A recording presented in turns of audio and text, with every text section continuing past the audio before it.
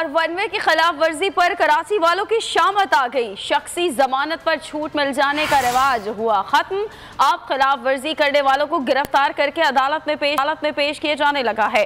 City court में साइलिन का rush लग गया।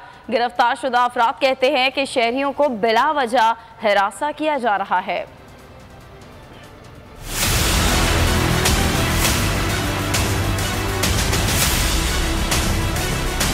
मोटरसाइकिल, रक्षा या होकार, कराची में वन वे की खिलाफ वर्जी करने वालों का हो गया बुरा हाल। 3 अजला में जारी वन वे की खिलाफ वर्जी करने वालों को गिरफ्तार किया जा रहा है, जिसके बाद गिरफ्तार अफराद को जमानत के लिए मुकामी अदालतों में पेश किया जा रहा है। पुलिस हुक्काम के मुताबिक माजी में इस तरह के गिरफ्तार अफराद को शख्सी जमानत पर छोड़ दिया जाता था। नई मुहिम में कानूनी तकाजे पूरे करते हुए गिरफ्तार शुदगान को अदालत में पेश किया जा रहा है। दूसरी जानिब सिटी कोर्ट में मुचलके जमा करवाने वाले शिकवा कर रहे हैं। कहते हैं कदम कदम पर रिश्वत देना पड़ रही है। 100 रुपए का चालान हजारों में पड़ जाता है। हर जगह पैदागिरी है। बैंक में आ जाओ तो वकील को 300 रुपए दे के आगे जमा होता है, आम आदमी से जमा ही नहीं होता है। ऊपर चले जाओ हजारों रुपए मांगे जा रहे हैं, 10-15 हज़ार से कम कोई वकील नहीं मांग रहा है। अली काम कुछ भी नहीं, 100 रुपए का चालान है और उसके ऊपर 50-50 हज़ार रुपए नुकसान, गरीब आदमी मर रहा है। शहरी इल्जाम लगाते हैं कि पुलिस वन वे खिलाफ वर्जी के नाम पर महज कोटा पूरा कर रही है। ये वन वे के चक्कर में बंद करें, बाकी गाड़ियां चल रही, ये खुद कह रहे हैं यार हमें कोटा पूरा करना है। कुछ अफराद ने शिकवा किया, वो तो सीधे रास्ते पर चल रहे थे,